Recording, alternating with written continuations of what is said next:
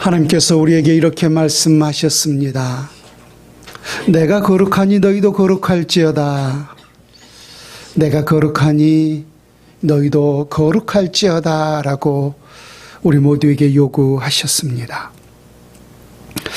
그러면 교회에 참된 생명이 있다면 거룩성에 있는 줄로 믿습니다. 아무리 큰 교회를 이루고 또 많은 사회 사업을 하고 그렇게 우리가 살아간다 할지라도 교회에 참된 거룩성이 회복되지 못한다면 하나님 우리에게 이렇게 말씀하실 것입니다. 나는 도대체 너희를 알지 못하노라 라고 말입니다. 그래서 반드시 오늘 우리 모든 교회가 회복해야 할 것은 바로 하나님 안에 있는 그 거룩성을 회복해야 할 줄로 믿습니다. 세상 속에 있는 우리 모든 죄인들을 교회로 불러준 이유도 역시 동일해요.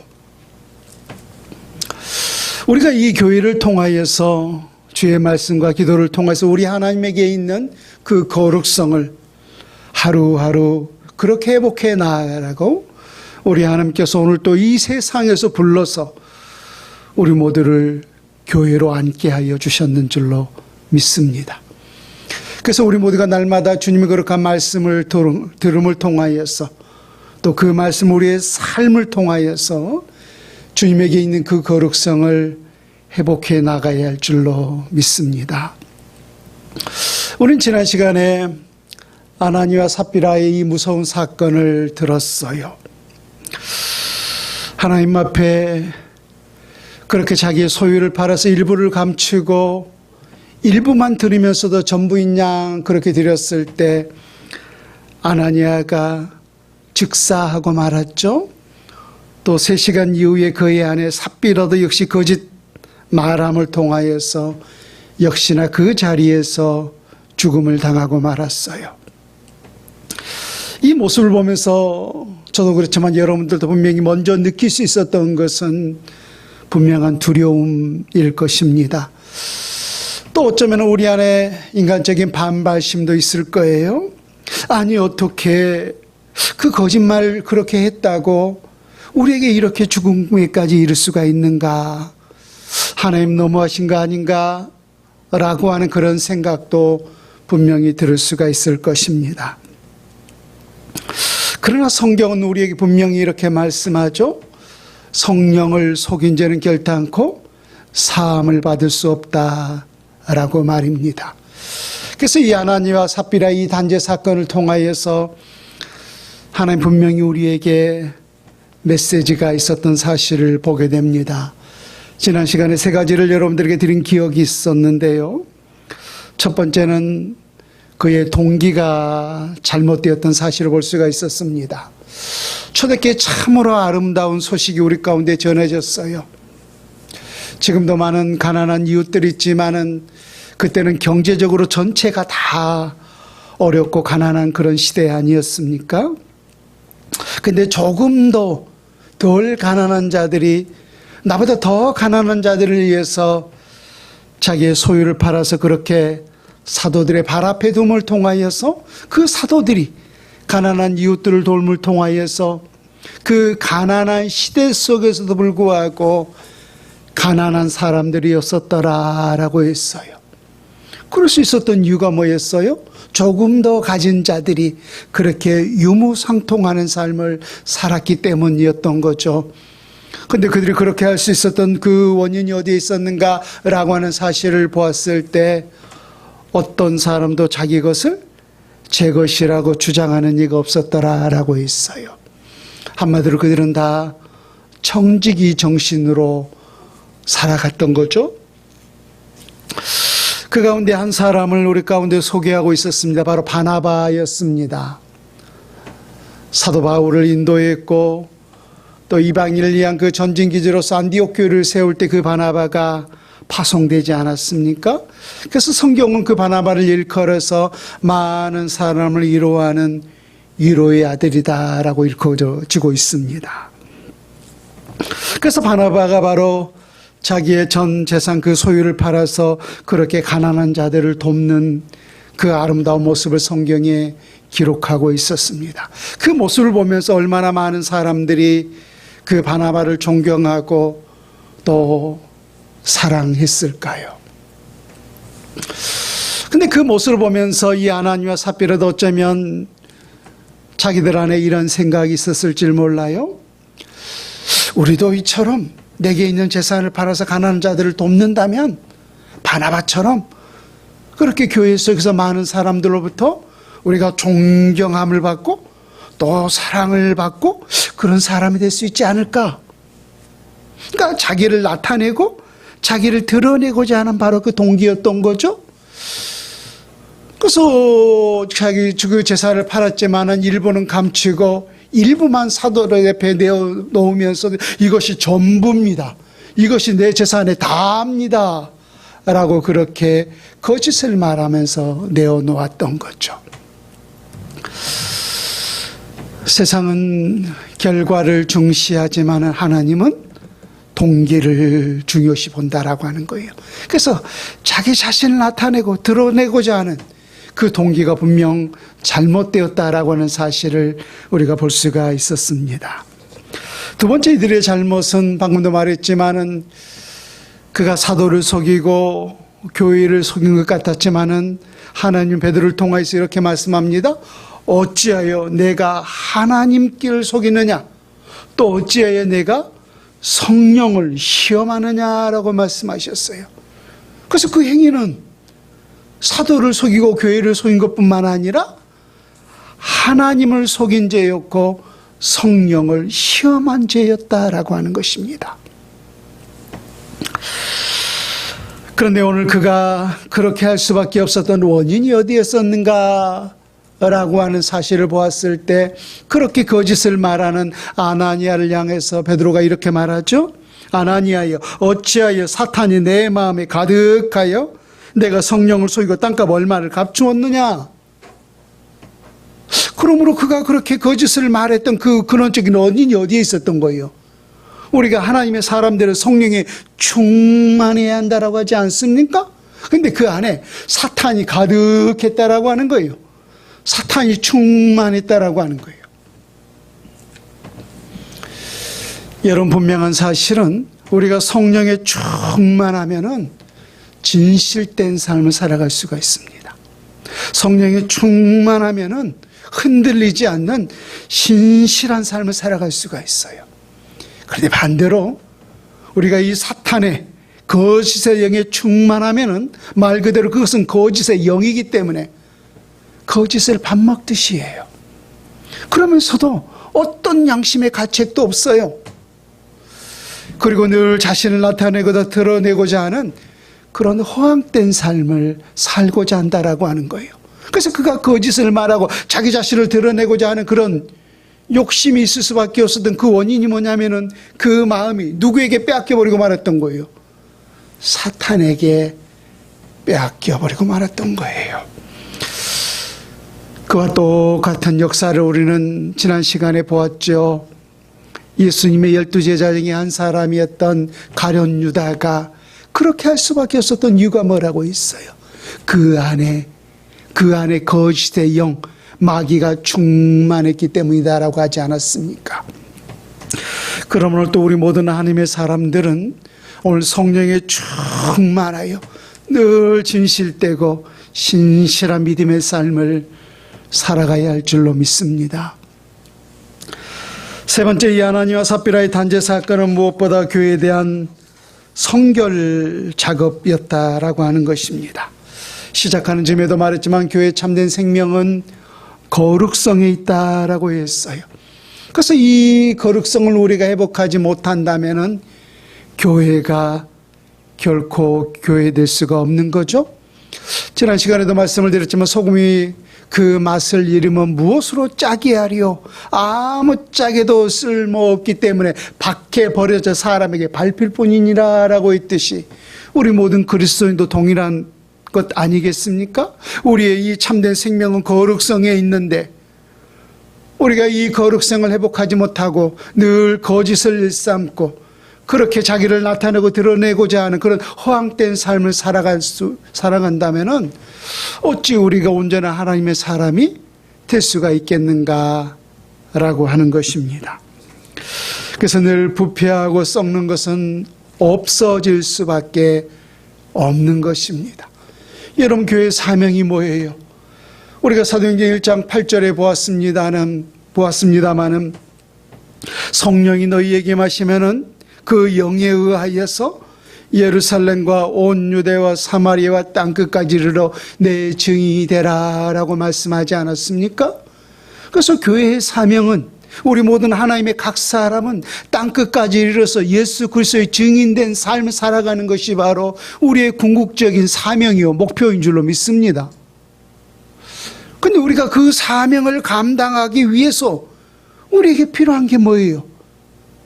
거룩성이 있어야 되잖아요. 우리가 늘 거짓을 입삼고 우리가 늘 이렇게 뒤집어진다면은 누가 나의 말을 그 진심으로 믿어줄 수가 있겠는가라고 하는 거예요. 그래서 우리가 참된 교회의 이 거룩생을 회복하지 못한다면은 이 복음의 사명을 감당할 수가 없는 거예요. 방금도 말했지만 썩고 부패하는 것은 그 어떤 단체라 할지라도, 심지어 교회라 할지라도 없어질 수밖에 없는 거예요. 그래서 땅끝까지 이르러서 그 사명을 감당하기 위해서 절대적으로 우리 하나님께서 요구되는 것이 바로 거룩성이었던 거죠.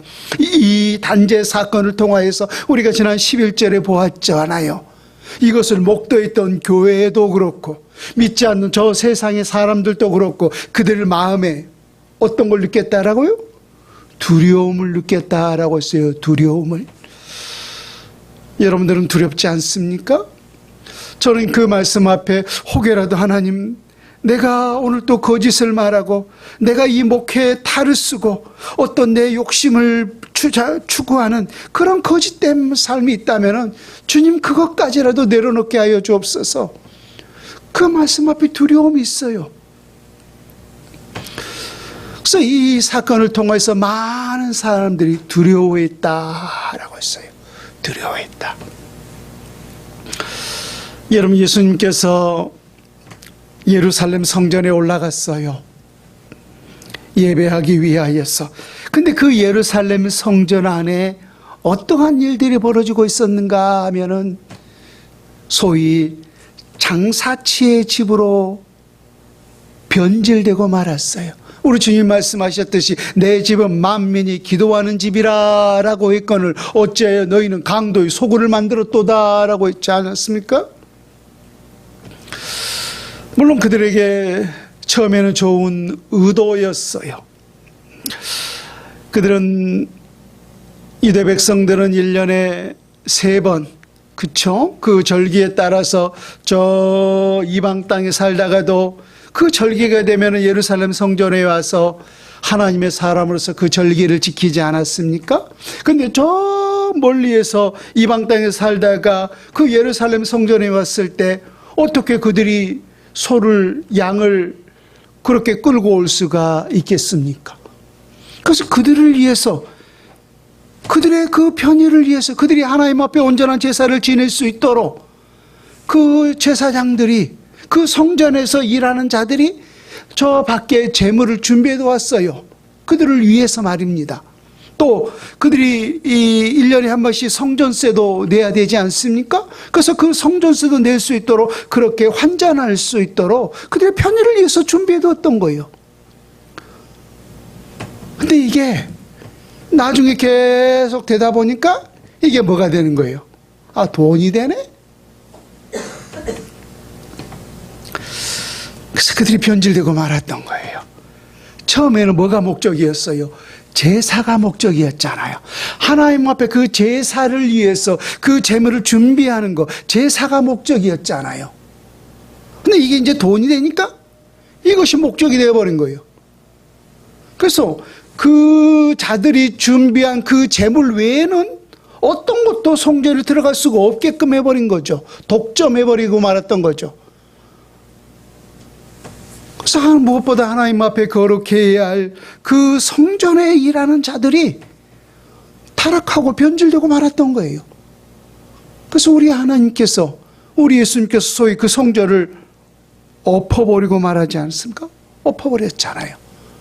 상을 엎으시고 환전하는 그 상을 그냥 확 엎어버리시면서, 그때 우리 주님께서 하셨던 말씀이 내 집은 만민이 기도하는 집이거늘 어찌하여 너희가 강도의 소굴을 만들었느냐라고 했어요. 우리 안에 이 거룩성을 회복하지 못한다면 우리의 심령 역시 강도의 소굴이 될 수밖에 없다라고 하는 것입니다.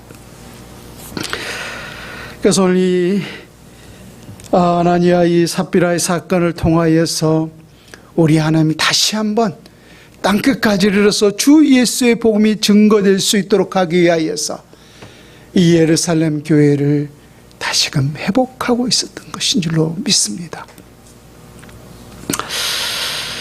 오늘 우리가 함께 읽은 이 본문의 말씀은 아나니아 삽비라 이 단죄 사건 이후에 이 거룩성을 회복한 이후에 교회에 어떠한 역사가 있었는가, 또 그 아나니아 삽비라 사건 이후에 또 믿지 않는 세상의 사람들은 교회를 어떻게 생각했는가, 이 두 부분을 오늘 우리 가운데 보여주고 있어요. 그에 대한 반응들을. 첫 번째, 이 거룩성을 회복한 이후에 교회에 나타난 역사를 한번 볼까요? 오늘 12절을 한번 보세요. 본문 12절에 보면은 사도들의 손을 통하여 민간의 표적과 기사가 많이 일어나매라고 있어요. 이거 사건을 회복한 이후에 이 사도들을 통하여서 더 강력한 표적과 기사들이 나타났다라고 하는 거예요. 이는 우리가 지난 요한복음을 통하여서 우리 예수님께서 행하셨던 그 모든 기적의 사건들을 일컬어서 특별히 표적이다라고 했잖아요. 표적이 뭐라고 있어요? 이러한 역사를 일으킨 자가 있다면 그가 곧 구약에 예언되어 있던 메시아, 곧 그리스도다라고 하는 그런 사인이었다라고 했잖아요. 그런데 오늘 사도들도 역시 그들이 행한 이 모든 기적들을 하나의 표적이다라고 했어요. 그러므로 이들 사도들이 곧 하나님이 보내신 주의 사도들이다. 또 이 모든 역사가 곧 하나님이 일으키시는 놀라운 기적이다라고 하는 하나의 사인들이었다라고 하는 거예요. 그러니까 이 아나니아 삽비라 단죄한 이 사건 이후에 이것은 곧 성전을 회복한 사건이었다라고 했잖아요. 이 사건 이후에 이러한 놀라운 기적의 역사가 강력하게 나타나기 시작했다라고 하는 거예요. 얼마나 강력한 역사가 있었는가 하면은 15절과 16절을 보세요.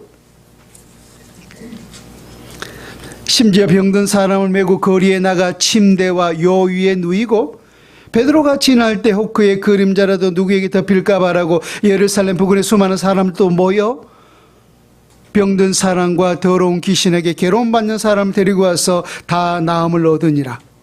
베드로와 요한이 사도들이 지나가면은 얼마나 많은 이 군중들이, 이 병든 사람들이 자기의 치료함을 받기 위해서 올 것 아닙니까? 그러니까 갈 수가 없으니까 그 근처에 무엇이라도 자기에게 덮이기를? 그렇습니다. 사람이 지나가면 이 햇빛에 따라서 그 그림자가 있을 것 아닙니까? 그래서 그 그림자라도 자기에게 덮이기를 바랐다는 거예요.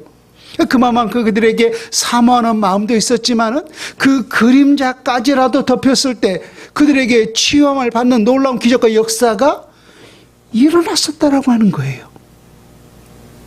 이로 우리 예수님이 하신 말씀 혹시 기억나십니까? 나를 믿는 자는 내가 하는 이 일을 할 뿐만 아니라 나보다 더 큰 일들을 행할 것이다 라고 말씀하셨어요. 그래서 우리가 성경 어딘가에 보면 우리 예수님께서 12해 동안 혈루증을 앓던 한 여인이 많은 그 군중들 때문에 예수님을 만날 수가 없었는데 뭘 만졌어요? 옷가를 만졌잖아요. 옷가를 만졌을 뿐인데 그 여인이 고침을 받았어요. 그 여인이 구원을 받았어요. 놀라운 치유의 역사가 있었던 사실을 보게 돼요. 바울을 통하여서도 그런 놀라운 역사가 있었었죠. 사도행전 19장 11절 이하 들어보세요. 하나님이 바울의 손으로 놀라운 능력을 행하게 하시니 심지어 사람들이 바울의 몸에서 손수건이나 아치마를 가져다가 병든 사람에게 얹으면 그 병이 떠나고 악기가 나가더라. 바울에게 있는 옷 만진 것도 아니에요. 바울의 몸에 있던 그 손수건 아치마를 가져다가 저기 있는 사람에 가져다가 그 병든 사람이 얹었을 때 그들이 치료되는 놀라운 역사가 있었다는 거예요.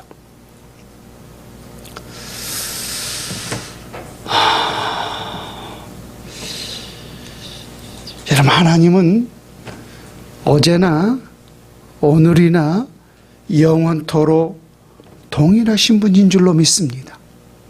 그때 그 놀라운 기적의 역사가 일어났다면 오늘 이 시대, 이 한 시간에도 우리가 그러한 믿음과 간절한 소망이 있다면 동일하게 놀라운 역사가 일어날 줄로 믿습니다.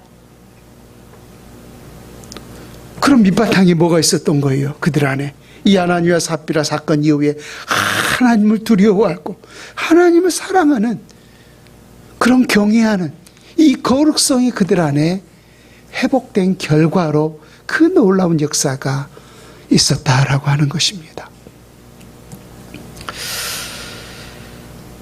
두 번째, 이 거룩성을 회복한 이후에 교회에 나타난 역사는 하나됨의 역사가 있었어요. 하나됨의 역사. 우리 12절 중간쯤부터 한번 볼까요? 믿는 사람이 다 마음을 같이하여 솔로몬 행각에 모이고 라고 했어요. 그 믿는 사람들이 다 마음을 같이하였다는 거예요. 하나된 마음으로 그들이 그 솔로몬 행각에 모일 수 있었다라고 하는 거예요. 여러분, 이 하나됨이 굉장히 중요해야 합니다. 교회에서는. 우리가 기억하시겠지만 고린도서 1장에 보면 사도 바울이 고린도 교회에 참 수많은 문제들이 드러나고 있었잖아요. 근데 그 가운데 가장 먼저 그 고린도 교회를 책망하는 내용이 뭐냐면은 너희 가운데 분쟁이 있다는 것이라 라고 했어요. 분쟁이 있다는 것이라. 글로의 편을 통하여서 그 고린도 교회의 소식을 들었는데 교회 안에 하나 되어야 할 그 교회가 네 개로 쪼개져 있어 파당을 형성하고 분쟁하고 있었다라고 하는 거예요. 그래서 어떤 사람들은 자기의 그 신앙의 어떤 그 추구하는 열심에 따라서 나는 바울 팝니다. 나는 아볼로 팝니다. 나는 게바 팝니다. 나는 그리스도 팝니다. 오늘날 이 국회도 보면은 그들의 하나의 당이라고 하지 않습니까? 그 뜻이 나는 아볼로 당입니다. 나는 누구 당입니다. 그렇게 교회 안에서 네 개의 파당이 형성되어 있어서 분쟁하고 있었던 거예요. 그래서 그 모습을 가장 먼저 사도 바울이 책망하고 있어요. 그 모습을 보면서 바울이 이렇게 말하죠. 그리스도가 어찌 나뉘었느냐. 그리스도는 한 몸이잖아요. 근데 그리스도가 어찌 나뉘었느냐. 또 나는 바울 팝니다. 나는 게바 팝니다. 그렇게 했잖아요. 그래서 바울이 너희를 위하여서 십자가에 못 박여 죽었느냐. 또 바울의 이름으로 너희가 세례를 받았느냐. 그 하나 되지 못하고 분열되어 있는 그 교회를 향하여서 너희가 같은 말, 같은 마음, 같은 뜻으로 하나 될 것을 요청하고 있었던 사실을 보게 됩니다. 여러분, 하나 된다는 것이 결코 쉬운 일이 아니에요. 여러분들 어떤지는 모르겠습니다만 저도 근 30년 살았으면서도 아직도 하나 되기가 결코 쉬운 일이 아닌 것 같아요. 누구도 오늘 아침에 늘 싸우고 있다라고 말했는데 누집이나 다 마찬가지예요. 살고 보면은. 그렇게 우리가 20년, 30년을 살면서도 실상은 두 사람도 하나 되지 못하는 그런 삶을 우리가 늘 살아가고 있어요. 근데 교회가 정말로 다양한 어떤 환경도 다르고 다양한 생각도 다르고 어떤 이데올로기, 정치적인 이념도 다르잖아요. 근데 우리가 이 교회가 하나 된다는 것이 말은 쉽지만 결코 쉽지 않은 일이라고 하는 거예요. 근데 오늘 초대교회 성도들이 그럼에도 불구하고 특별히 이 초대교회 성도들은 갑작스럽게 부흥한 교회였잖아요. 그 성령의 놀라운 역사를 통하여서 하루에 3,000명, 5,000명 정말로 불같이 일어난 교회가 초대교회였잖아요. 그러면 그들 안에 그 내면 안에 서로 다 다른 생각들이 있지 않겠습니까? 그런데도 불구하고 그 초대교회가 그 순간에 그렇게 하나 되어서 함께 모일 수 있었던 이유가 뭐냐는 거예요. 마음이 하나 될 수 있는 게 아니에요. 우리가 서로 마음만 이렇게 같이 모은다고 하나 되지 않아요. 그들이 그렇게 하나 될 수 있었던 근원적 원인은 여러분 성령에 있는 줄로 믿습니다. 그들이 성령에 충만하였기 때문에 그 성령을 통하여서 하나가 되는 놀라운 역사가 있었는 줄로 믿습니다. 여러분 우리가 성령에 충만하면은 둘이 아니라 천만이 있어도 이곳에 하나 되는 놀라운 역사가 임하는 줄로 믿습니다. 그러나 자아가 충만하면은 둘도 결코 하나 되기 쉽지 않은 줄로 믿습니다. 두 번째, 아나니아 삽비라 사건 이후에 유대인들은 교회에 대해서 어떻게 생각했는가 하는 거예요. 유대인들은 교회에 대해서 어떻게 생각했는가. 13절과 14절의 말씀을 한번 볼까요? 그 나머지는 감히 그들과 상종하는 사람이 없으나 백성이 칭송하더라. 믿고 주께로 나오는 자가 더 많으니 남녀의 큰 무리더라. 그 나머지는 감히 그들과 상종하는 사람이 없으나 라고 있어요. 그러니까 그 나머지가 뭐예요? 그 나머지는 그러니까 아나니아와 삽비라 그들이 그 하나님의 단죄를 받고 그렇게 죽임을 당하였잖아요. 또 그 놀라운 역사를 보면서 많은 사람들이 주 예수 그리스도를 믿게 되었다라고 했잖아요. 그럼에도 불구하고 믿지 않는 자들, 그 나머지들이 믿지 않는 그들이 감히 그들과, 여기서 그들은 누구예요? 회심하여서 예수 그리스도를 믿는 사람들이죠. 그러니까 믿지 않는 자들이 믿는 자들과 상종하지 아니하였더라라고 했어요. 왜 믿지 않는 자들이 이 사건 이후에 믿는 자들과 상종하지 아니했을까요? 지난 우리가 예수님께서 내가 사마리아를 통과해야 하겠는지라라고 했을 때 그 사마리아 여인을 만났을 때 그 사마리아 여인이 예수님께 하셨던 말씀 중에 기억나시죠? 유대 사람들은 사마리아 사람과 상종하지 아니함이로라 라고 있잖아요. 그러니까 서로 상종이라고 하는 것은 서로 교제하고 대화하지 않는 그런 삶을 살게 되었다라고 하는 거예요. 그럼 왜 이 사건 이후에 믿지 않는 그 유대인들은 믿었던 우리 모든 그리스도인들과 상종하지 않았을까요? 생각해보면 두 가지 이유를 들 수가 있을 거예요. 그 당시 사회적 종교적 기득권이 누구에게 있었던 거예요? 대제사장과 바리새인과 서기관 이런 종교 지도자들에게 있었잖아요.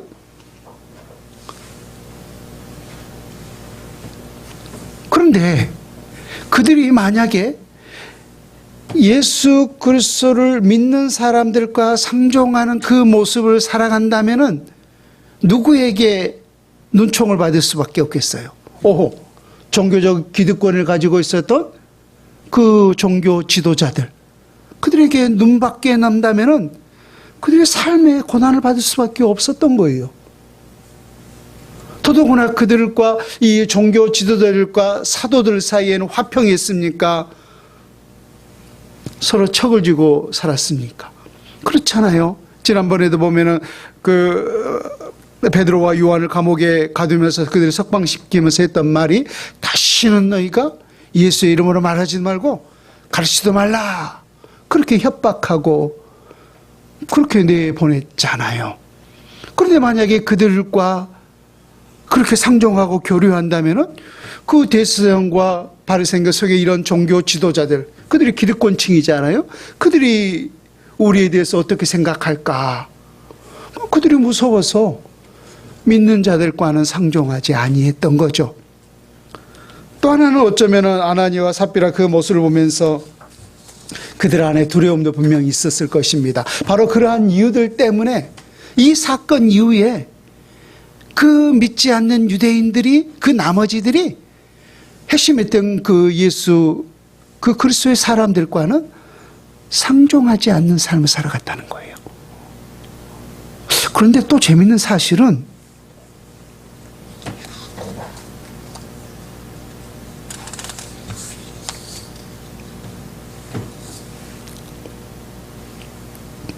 (13절을) 다시 한번 볼까요? 그 나머지는 감히 그들과 상종하는 사람이 없으나 백성이 칭송하더라. 그들과 상종하지 못할 사람, 우리가 때로 그러잖아요. 그러면 상종하지 않는다면은 그들을 좋게 보는 거예요? 나쁘게 보는 거예요? 나쁘게 보는 거잖아요. 근데 그들과 상종하지 아니하면서도 그 백성들이 우리 믿는 하나님의 사람들을 칭송했다는 거예요. 칭송은 좋은 거예요, 나쁜 거예요? 좋은 거예요. 왜 그런 반응을 보였을까요? 저들과는 상종하지 않으리라 라고 하면서도, 야, 저 사람들 참 대단해. 어떻게 저렇게 살 수 있을까? 그렇게 뒤돌아서 믿는 사람들을 칭송했다라고 하는 거예요. 여러분, 제가 그럼 남자들이 하는 이야기가 군대 이야기하고 또 군대에서 축구했던 이야기다라고 하는데, 저도 늘 똑같습니다. 제가 군대에 있을 때는 신앙생활을 하지 못했습니다. 진짜 교회도 가보지 않았고 한 번도 예수님도 믿지를 못했어요. 근데 제가 근무했던 그 부대가 이제 그 예단본부였는데 주로 이제 행정병들이 모여 있는 그런 곳이었는데, 저희 같은 내무반에 그 군종병이 있어요. 군종병. 그러니까 신학교 다니다 오는 그런 학생들이 있잖아요. 그런 사람들이 그 군대도 보면 목사님들이 있거든요. 보통 이제 중위, 대위 그런 분들은 목사님이신데, 그 군종병이 저희 같은 내무반에 있었는데, 주일날 주로 하는 일이 뭐냐면은 축구대회 하는 거예요. 중대별로. 그래서 500원짜리 고추장 걸고, 또 그 당시에 제가 기억하기로는 이게 이제 담배 있잖아요. 담배. 그때 당시에 200원 했습니다. 솔이라고 하는 담배인데, 그건 내고, 그래서 이제 축구대회를 해요. 전투입니다. 피 터지게 합니다. 그거 지면은, 또 와서 왜 졌냐고 또 얼차를 받으니까. 그러니까 죽기 아니면 살기로 전투에 그 축구를 하는데, 이 군정병 이 녀석이 축구를 잘해요. 키도 저보다 크고. 근데 주일날 축구를 해야 되는데 이 녀석이 꼭 교회를 가기 때문에. 그래서 제가 제 밑에 한 아는 후임인데, 이 자식 주일날 중대 축구해야 되는데 교회는 무슨 교회야? 가지 마. 했더니 그래도 가겠다는 거예요. 야, 머리 박아서 1시간 동안 머리 박고 나서 가려면 가. 그랬더니 이 녀석이 1시간 동안 머리 박고 그렇게 교회를 가는 거예요. 그래서 전 지금도 기억나요. 제가 뒤돌아서 뭐라 그랬냐면은, 이 자식 진짜네. 이 자식 진짜네. 그랬어요. 제가 앞에서는 머리 박고 그렇게 괴롭혔지만은 뒤돌아서 이렇게 하는 말이 뭐냐면, 이 자식 진짜네. 그랬어요. 오늘 초대교회 성도들하고 어찌 보면은 같은 맥 아닙니까? 이 사람들을 상종할 사람이 못돼 하고 그들과 말도 섞지 않고 교제도 않고 상종하지 아니했어요. 그러면서도 그들이 뒤돌아서 하는 말이, 참 어떻게 저렇게 신실하게 저렇게 정직하게 살아갈 수 있을까 라고 그들을 뒤돌아서 칭송했다라고 하는 거예요.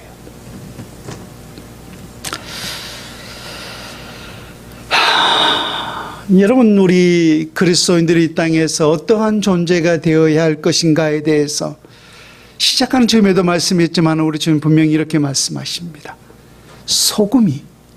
소금의 맛을 내지 못하면은 아무 짝에도 쓸모없기 때문에 밖에 버려져 사람에게 밟힐 뿐이니라 라고 말입니다. 그래서 우리 모든 그리스도인들이 우리 안에 이 성령이 충만하여서 우리가 비록 가난하고 어렵고 그런 현실 속에도 불구하고 우리가 진실하고 신실하게 이 거룩성을 유지하면서 살아간다면은 그들이 우리를 욕하면서도 뒤돌아서 하는 말이, 어떻게 저렇게 살아갈 수가 있을까? 그렇게 우리를 칭송하는 놀라운 역사가 있는 줄로 믿습니다. 우리 초대교회 성도들이 바로 그런 삶을 살았다 라고 하는 것입니다. 우리가 그렇게 살기 위해서 오늘 우리에게 절대적으로 필요한 게 있습니다. 바로 거룩성이에요. 거룩성. 이 거룩성을 회복할 수 있는 유일한 도구는 여러분 성령인 줄로 믿습니다. 오늘 우리에게 임하신 그 성령의 충만한 삶을 살아갈 때 그 성령이 우리를 진실되게 하고 그 성령이 우리를 우리를 신실하게 하고 그 성령이 우리를 하나님의 온전한 사람으로서 새롭게 만들어가는 줄로 믿습니다. 그런 은혜의 역사가 있기를 주 예수님의 이름으로 축원을 드립니다. 아멘.